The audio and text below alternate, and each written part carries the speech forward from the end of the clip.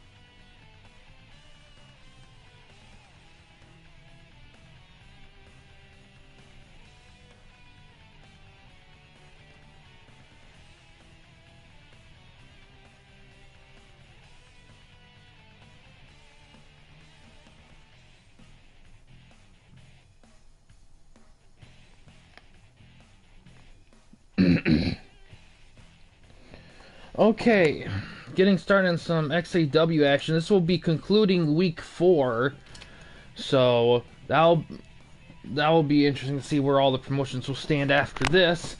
And I also do plan on streaming again tonight. PCCW Wilderness Survival will be a pay-per-view event.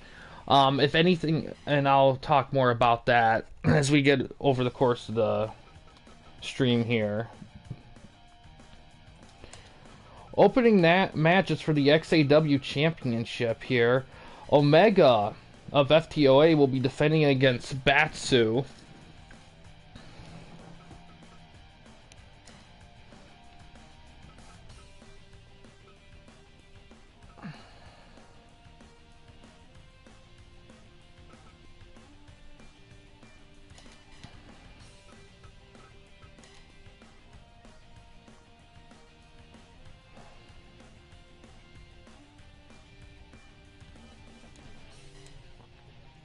Alright, let's see how it goes here.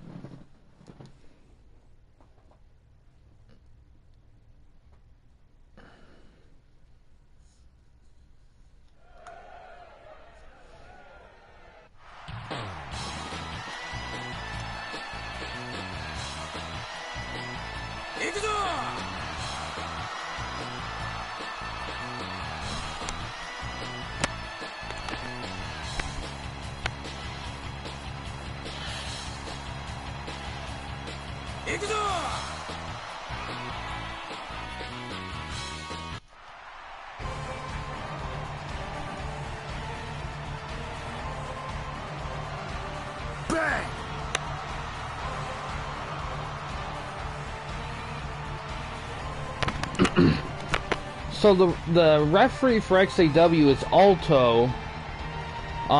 For her bonus is if a wrestler is critical during the match, the promotion will get 2 popularity points, and that'll be per critical.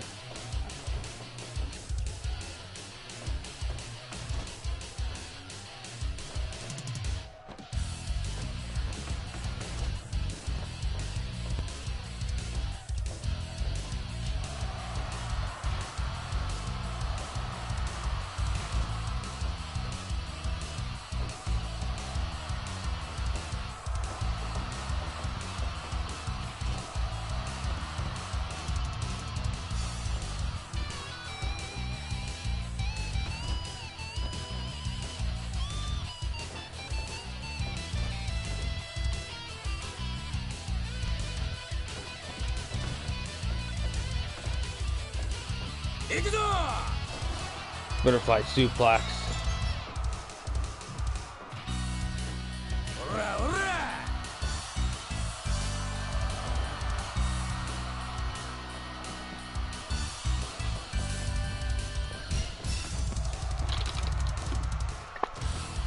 Nice stand by Omega with the cover.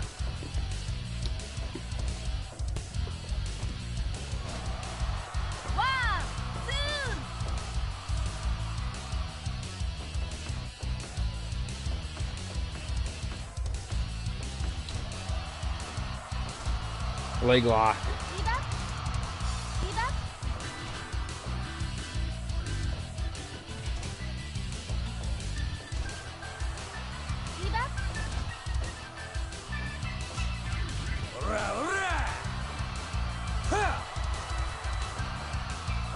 Ooh. It was snowing earlier, slightly. I'm gonna keep an eye out on the stream here. 5 minutes gone.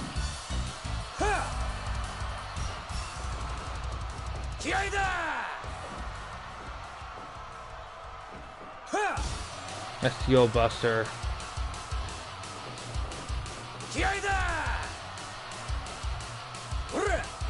Moonsault.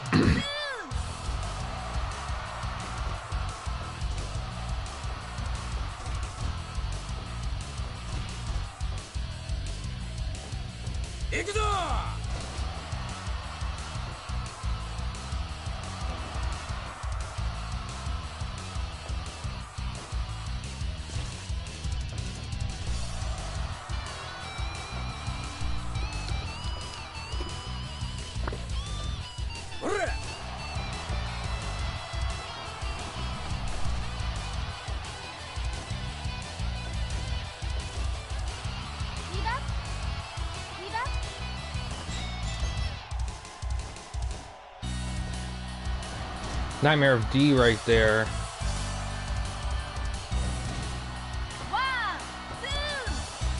Only 2. Hits it again.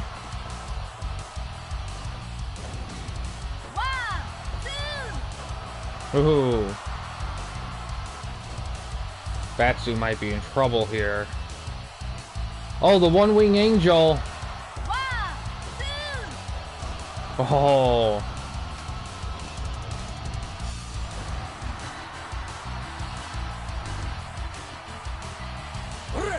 Ooh, missed kick. 1, 2.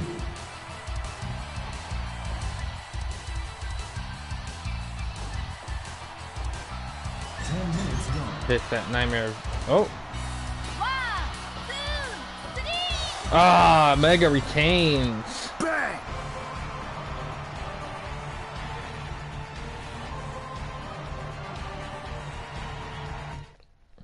More popularity points for FTOA after that one. Got an 87 in a 10-minute match. Solid work there.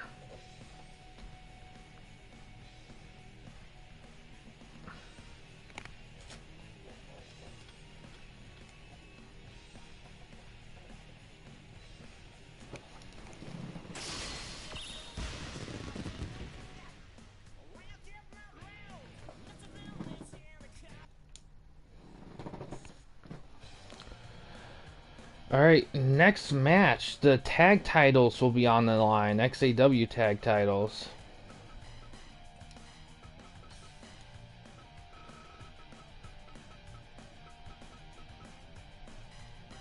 Ryo and Yuri defending them against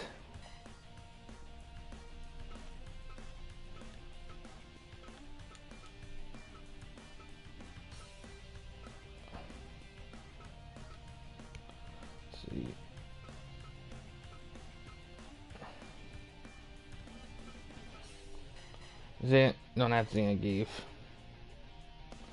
Where? Hagar and Leo. So let's see how that goes.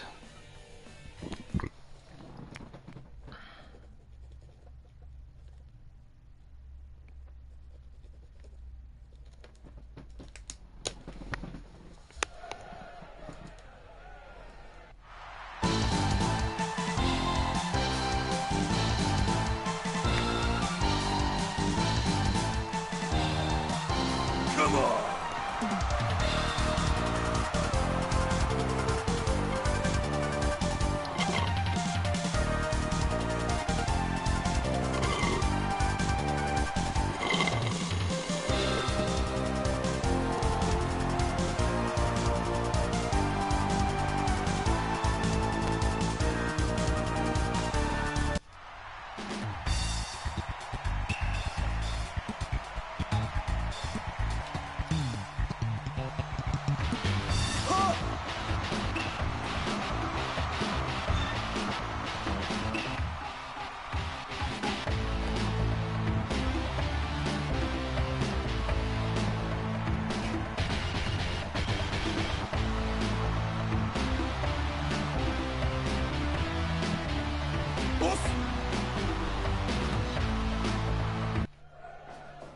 There's Rio and Hager.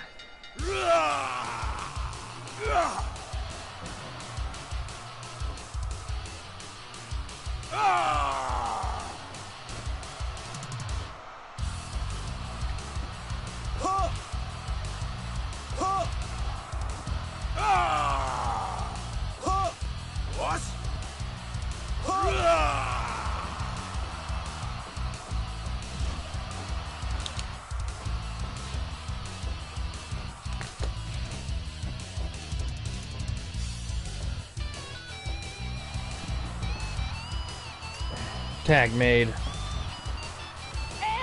Tag team powerbomb right there.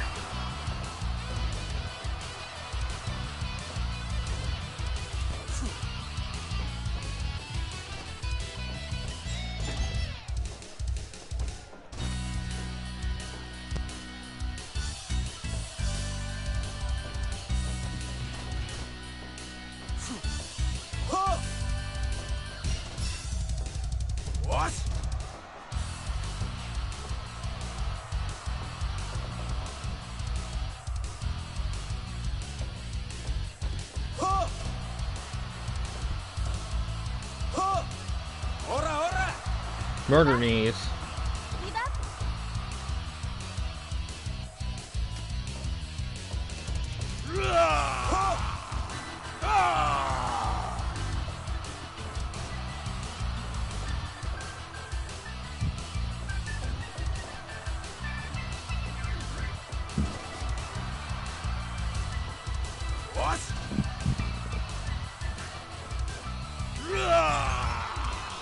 Oh, Steiner screwdriver.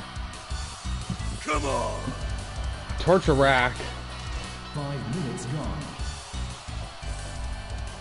Hager really dazed right now. Gourd Buster. Leo gets tagged in.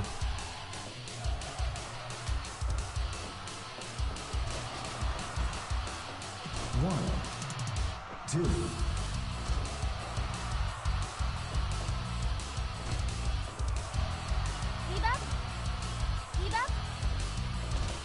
Ooh.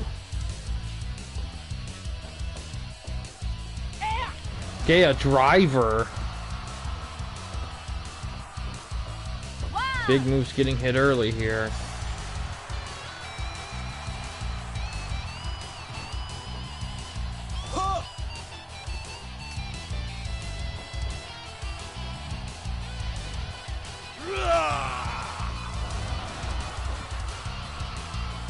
Come on.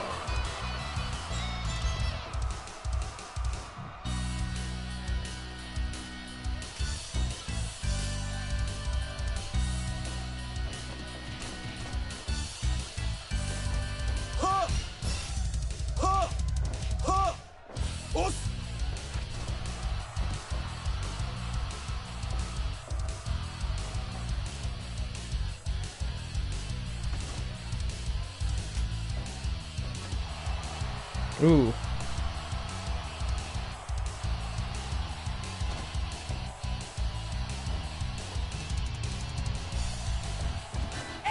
Ah, chop.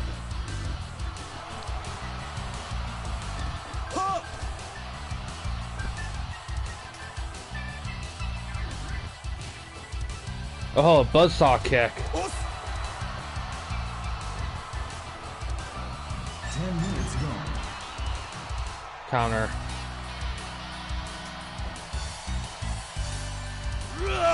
Come on.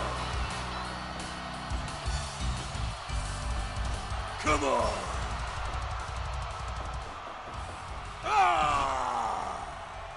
Come on. And I won right there. Headbutt rush. Oh, we got new champions. Come on.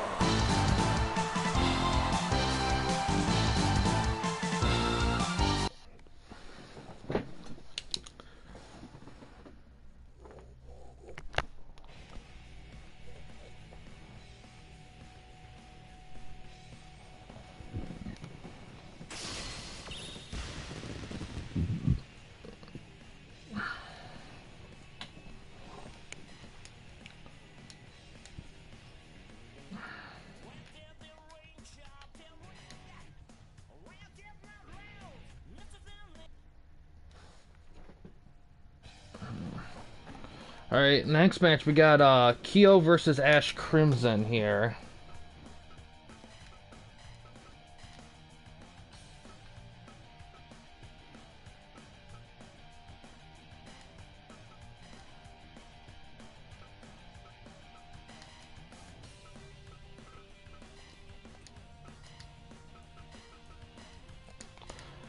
See how it goes.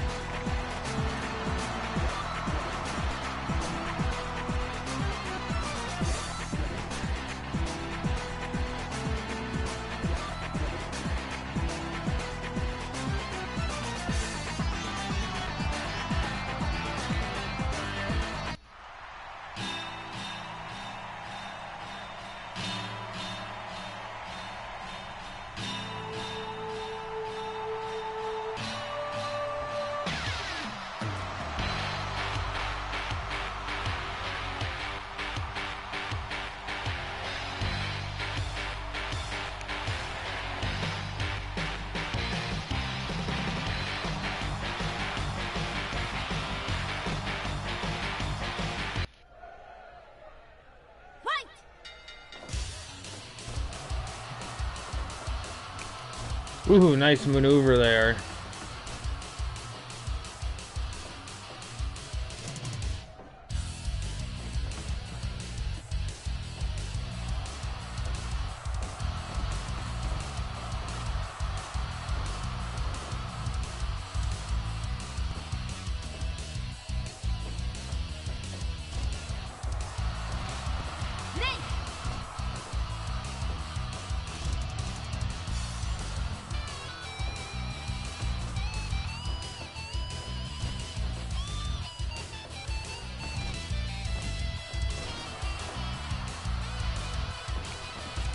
Ooh, he already busted open.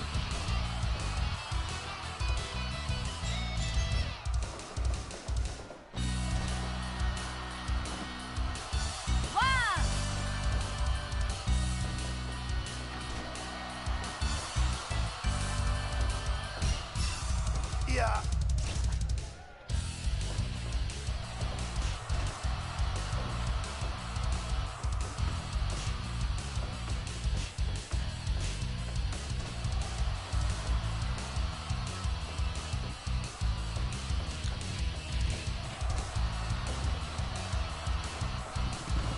Ooh, we got interference. Mr. Karate coming down.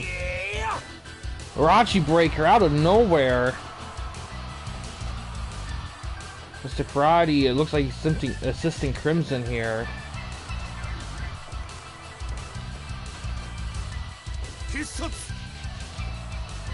Oh,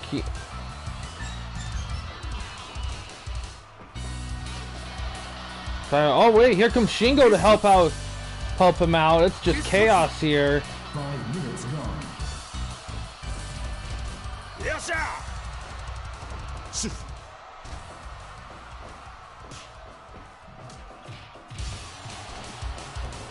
Oh, big maneuver.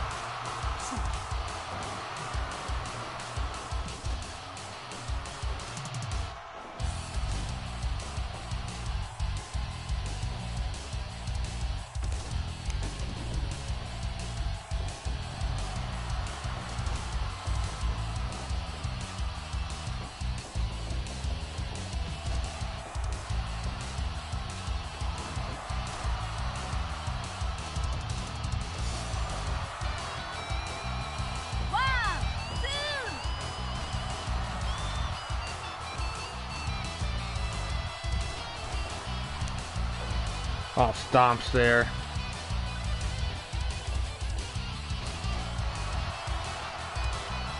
Oh, he's waiting to strike here. Runs the ropes. Drop kicks him.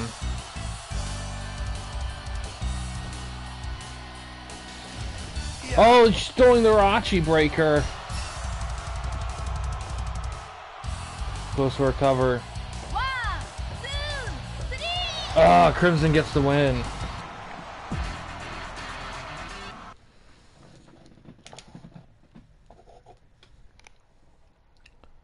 '83. Next we got Shermie versus what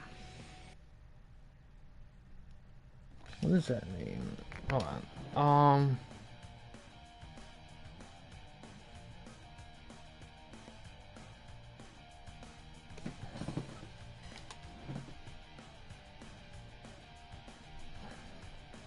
Shermie versus Tiffany. Okay.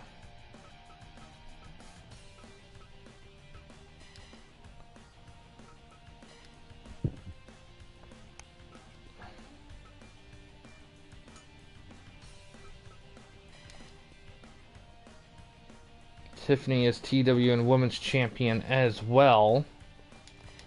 See how this match goes here.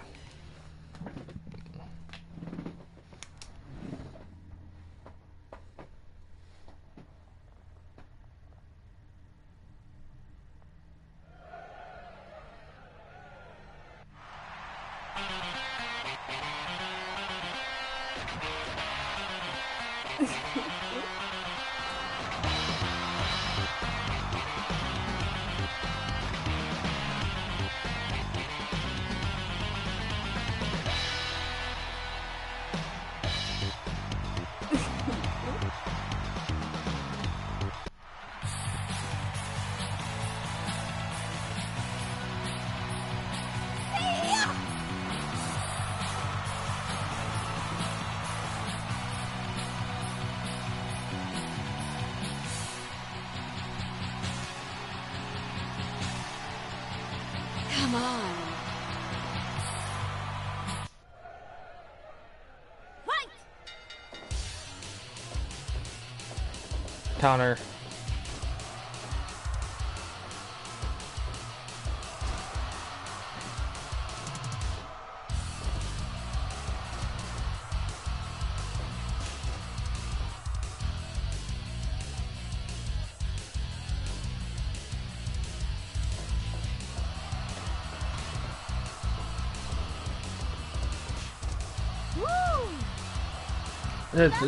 Head scissors right there, submission.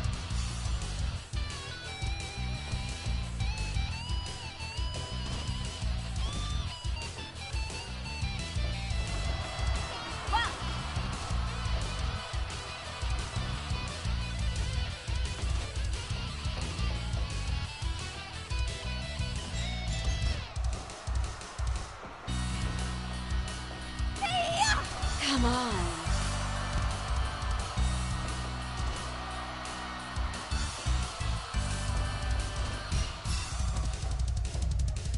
Woo!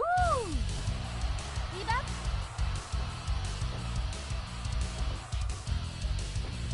Ikuyo! Break!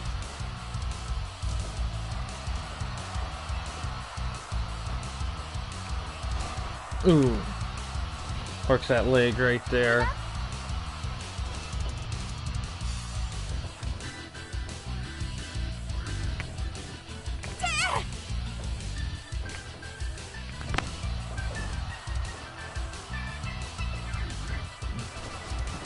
Woo!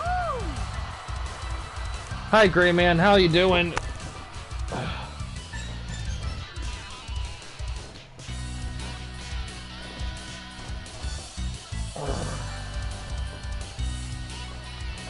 Minutes gone.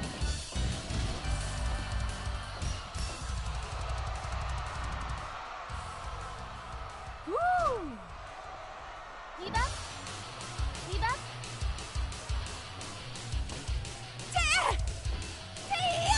Come on.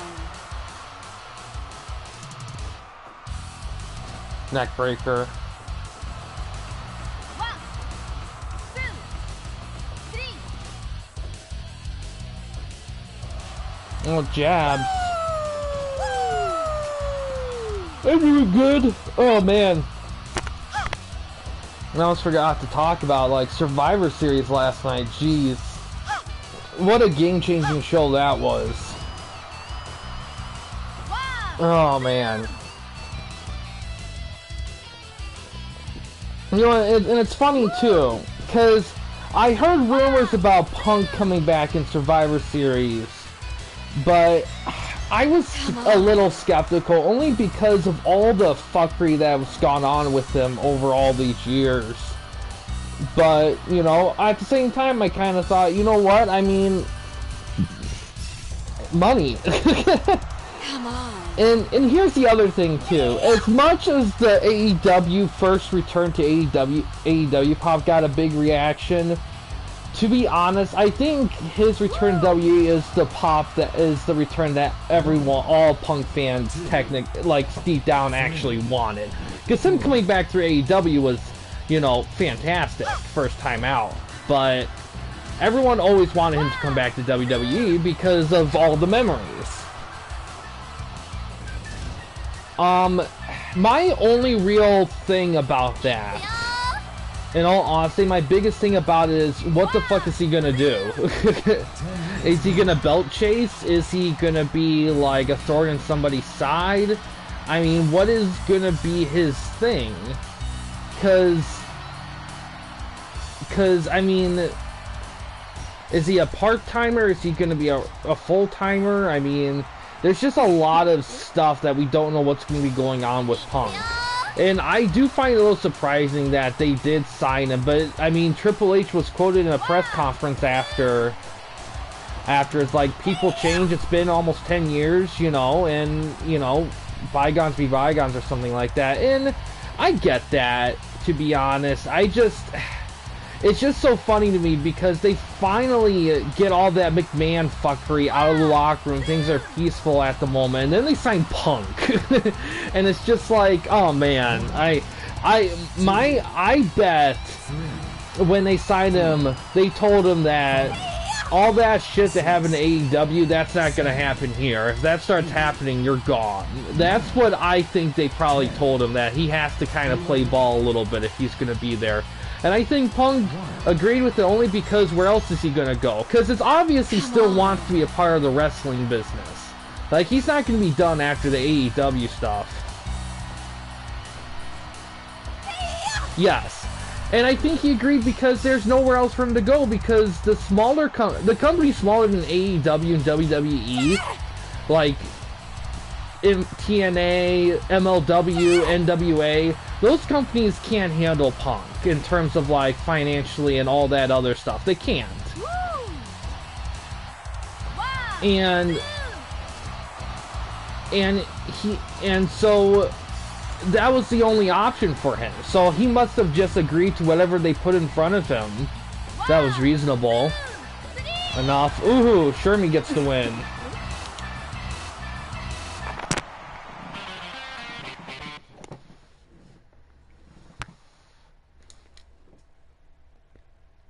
$90. Nice. The show definitely needed that. That's gonna help the overall. He could have gone. Yeah, and that's the thing. He could have gone to Japan. I think he would have done well there. But the thing with Punk too, though, is his talking ability, and I don't know how well he would have been able to show off the talking ability working in Japan. I don't know. And in all honesty, I think another reason why he really was gunning for returning to WWE is that he wanted one, to kind of mend fences maybe a little bit in terms of, like, you know, all this time and everything, and also because I think he wanted to prove a point. I think he wanted to come back, and I think he wanted to, you know, maybe do some things he wasn't able to do the first time around. I don't know. But, and also, to be honest, it could be a money thing too. Maybe he wanted them because they could pay him the most and they could give him the most that he thought he earned. And to be honest, there's still a lot of guys in that roster that do have some past experiences with Punk when Punk was on the roster. Like, Rollins might be one guy and some other guy. So there could be some history there that you could go through. Next match is a barbed wire death match here between Mr. Karate and Rio.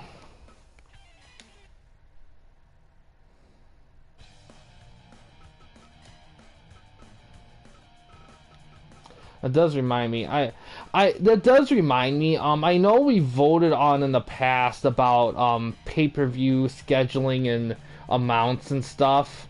But there's a lot. I have a lot of ring stuff in this game, and I definitely, there's not really a limit, but it would make it easier to organize if I knew like which shows were going to be repeats and which ones were like, yeah, we're never doing that again.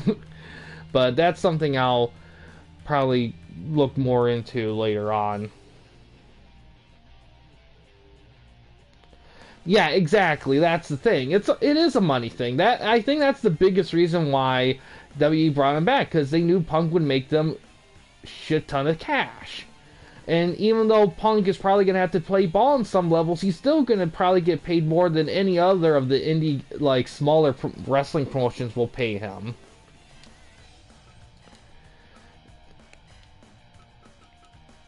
Oh no, is this barbed wire deathmatch?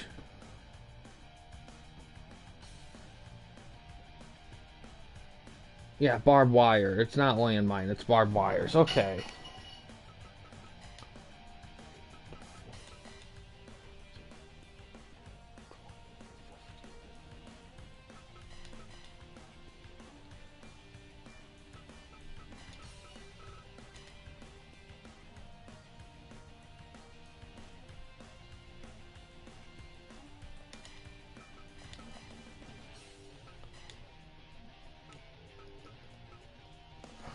Hi Dimitri, how you doing?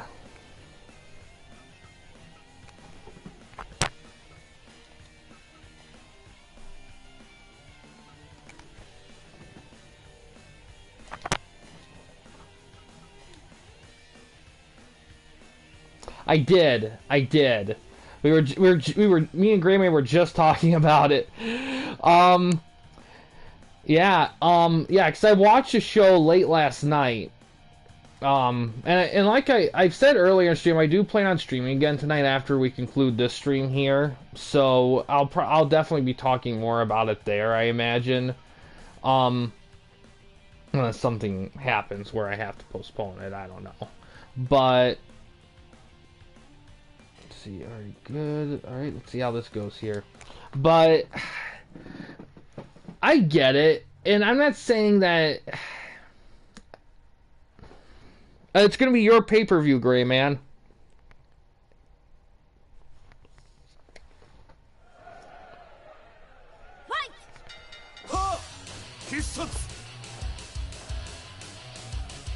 Yeah, if something changes, I'll say in the Discord, but that's kind of the plan at the moment.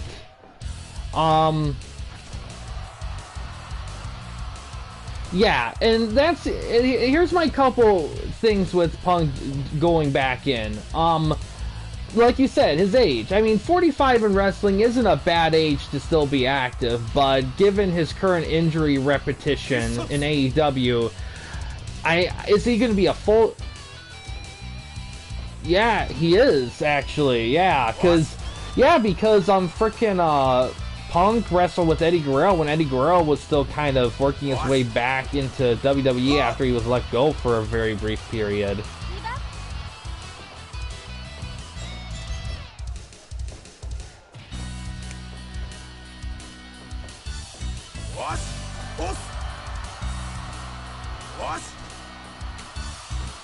Yeah, my biggest thing with Punk right now is yeah. But I guess my biggest thing about it is mileage. That makes a huge difference. I mean, look at DDP. I mean, even though he only got started in his late 30s, he still went for a while because, you know, he was in, because he wasn't worn down. Punk winning the Royal... You see, here's the thing. If Punk wins the Royal Rumble, then I know Roman Reigns is going to retain, because they're not going to have Punk beat Roman Reigns for the title at WrestleMania 40. I know that much. Because here's my thing. Every time Roman Reigns has a match, they always mention how close he is to breaking those stupid reign records. And every time they do that, it just further cements that he's going to hold on to the belt till he breaks everything.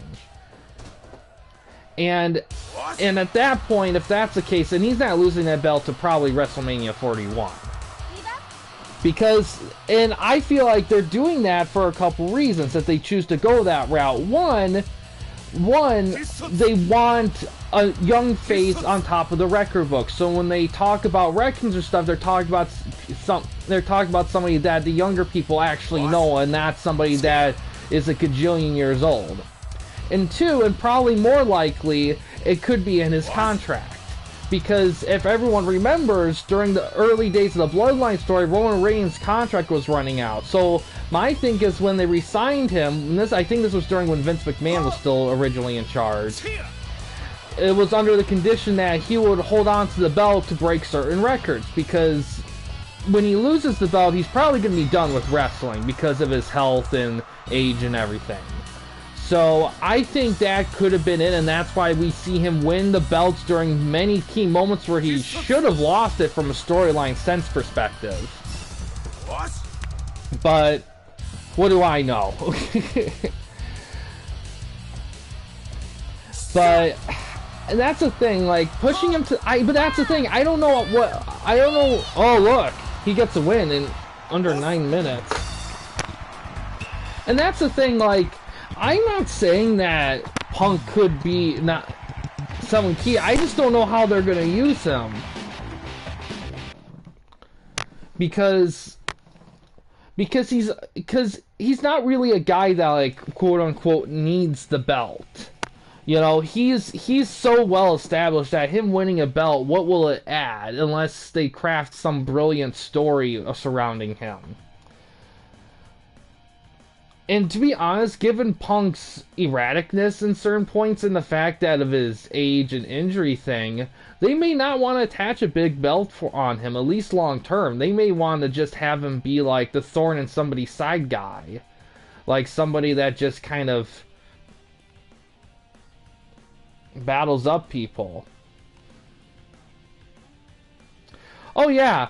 But you know what? Back in the day, before the whole Roman Reigns thing, the longest somebody would hold the belt was probably around a year-ish, maybe a little more, maybe a little less, before it changed hands. Belts that did not. Shit. Okay, good. It's fine. I was getting nervous for a second. Like belts did not have long reigns. Like long reigns kind of ended. During the 90s, early 90s, you started to see a lot less of those because, you know, wrestling was a little bit more shown. And to be honest, like in the olden days, like, things were just different. The presentation was different, the amount of wrestling you've seen was different, and champions were different. Yeah, roughly, yeah. Now for the main event here, Felicia versus Tina.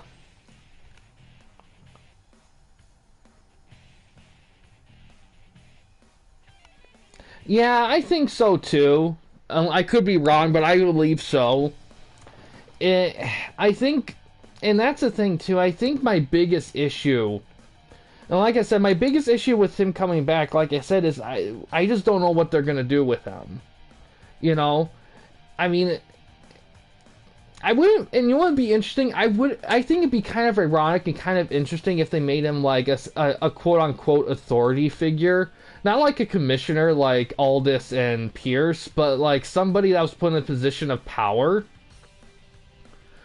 I think that would be interesting, an interesting dynamic, considering Punk was always the rebel. To see him become the thing that he fought against would be kind of cool to see. That's the only thing I can think of that could be something that hasn't been explored for him yet. But I don't know if they're going to do that. I don't really know what they're going to do outside of maybe, like you said, he goes in a Rumble, he wins the Rumble, and then if that's the case, if it's Punk and Reigns at WrestleMania 40, I think Roman's probably going to retain. I don't think they're going to drop the. I don't think Roman's is going to lose the belt to a veteran. If he loses the belt, it's going to be against like either somebody that makes sense in storyline, like Zayn or Rhodes, or a fresh face. That's Elimination Chamber. That could be it. But if he does it at Elimination Chamber, then Reigns is definitely retaining, because he's not going to lose the belt at fucking Elimination Chamber. If they're not willing to have him lose the belt at Elimination Chamber for Sami Zayn, they're definitely not going to do that for CM Punk. But of course, this era of Triple H right now has been a little unpredictable, so you never know. They could pull the trigger like that. But I don't know. I don't know how they're going to do it, mostly because, well, it's been a weird time for stables in WWE. Because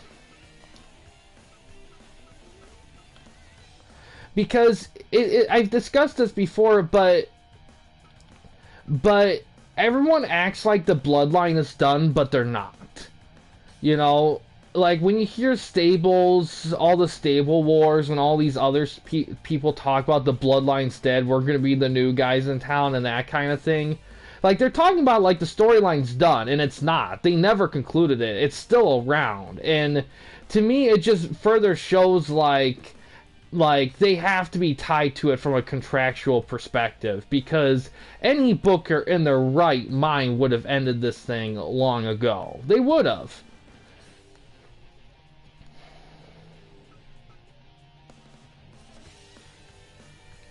Let's see. Alright, there we go. Alright, let's see how this main event goes here.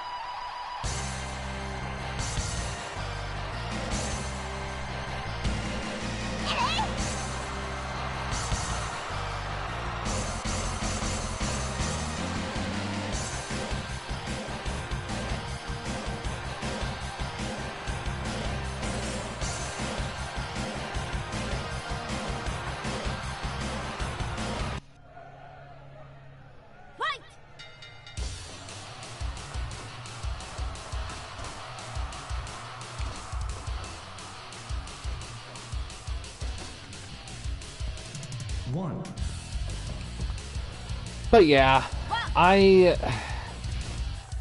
it's weird with that whole thing, cause yeah, I could go on for about the bloodline shit, and and to be honest, out of everybody within the bloodline, the guy I feel most sorry for is Jimmy Uso, because Jay is doing his own thing as a solo guy. Solo Sikoa is definitely poised to be a solo guy.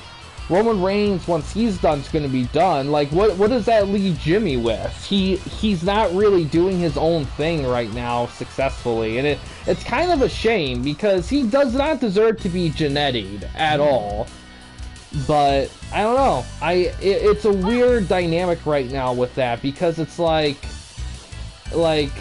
it's so weird. And the thing is too is that, like, what is the point of having, and like I said before, like, what's the point of, at this point, Roman Reigns having the belt at this point? Because Jannetty, they tried Jannetty and Christian a long time ago, and it failed, really, because he was too good of a wrestler. Like, I don't know, it's so weird that WWE always, like, tries to, like, subconsciously Jannetty a tag team partner. Like, it's like they can't fathom that both partners could be equally good. One guy has to be leagues better than the other. But keep in mind, like, 95% of it was during the Vince McMahon era. Like, so it could be different with Triple H. But I think it's just tough for both guys to stick out at the same time. That's the thing. But WWE hasn't always been known for like tag team focus. WWE's biggest weakness has always been tag teams because they always seem to like not put. It's hard. Well, it's no secret that Vince McMahon did not care for tag team stuff. Like he didn't care for that stuff that much. That's why there's so few eras in WWE where tag teams were just like super like over. Like the biggest one was probably during the Attitude Era when you had all those teams fighting for those tag titles. That was a fun era for tag teams. But yeah, I just personally think that at the end of the day, I just think that Bloodline story, first of all, like, what's the point, like I said, what's the point of him having the belt anymore? Because he's already been pinned, so that's broken. He's lost matches, so that's broken.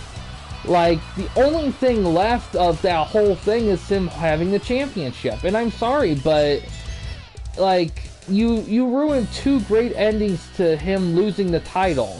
And here's the crazy part, too. Even if you wanted to keep the Bloodline story going after he lost the belt, you still could have. You still could have done the exact same things they've done this year if he lost the belt at Elimination Chamber or WrestleMania 39. And it could have played the exact same way, and it would have been fine. You know, no one would have batted an eye at it. But, you know, God forbid that we have, like Bruno Sammartino and Hulk Hogan still keep those records. Oh my god, so stupid. But, you know, it is what it is. I just hope that whoever does beat it. Because here's the other thing, too. By the time someone beats him for the belt, what are you going to do with that title? Like, I don't know. 10 minutes gone. I think whoever does beat him for the title has to be built around a story where the belt means more than who he's beating. Because it's worthless to say you've beaten Roman Reigns at this point. It just is. Ah, Felicia gets the win. Because that token's been broken off already. So, at this point, it's really, more than anything, it's just about getting the title. And the guy it makes the most sense for is Cody Rhodes. It just is. Even though, I mean... No, it's not. It's Alto. Alto is technically her, like, friend, quote-unquote. That's what Eli told me, at least.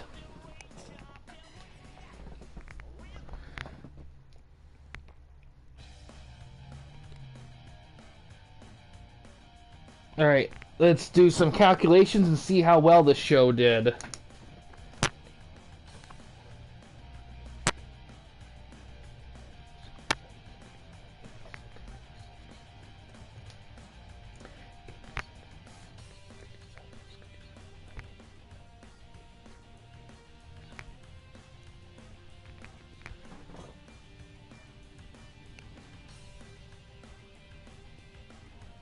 So this got an 81 tonight here, this show.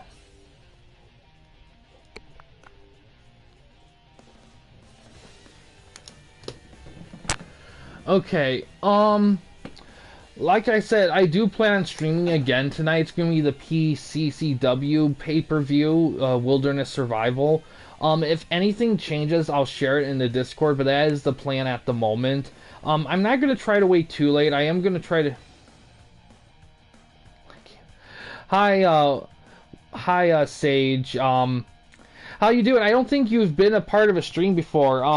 If not, so welcome. Unfortunately, we're just about to wrap things up, but I do, like I said, I do plan on streaming again tonight. So if you are looking for something to kind of watch, there will be more action tonight. That's the plan, at least.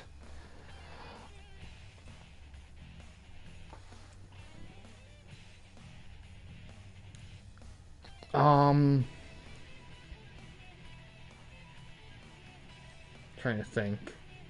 But yeah, that other stream, of course, will be the PCCW pay-per-view event. Since this event's the completion of TWN Week 4, I will do some stat stuff, and I will post, like, where everyone's at, like, standings-wise at the end of Week 4, so we can kind of see where everyone's at about at the halfway through the season point.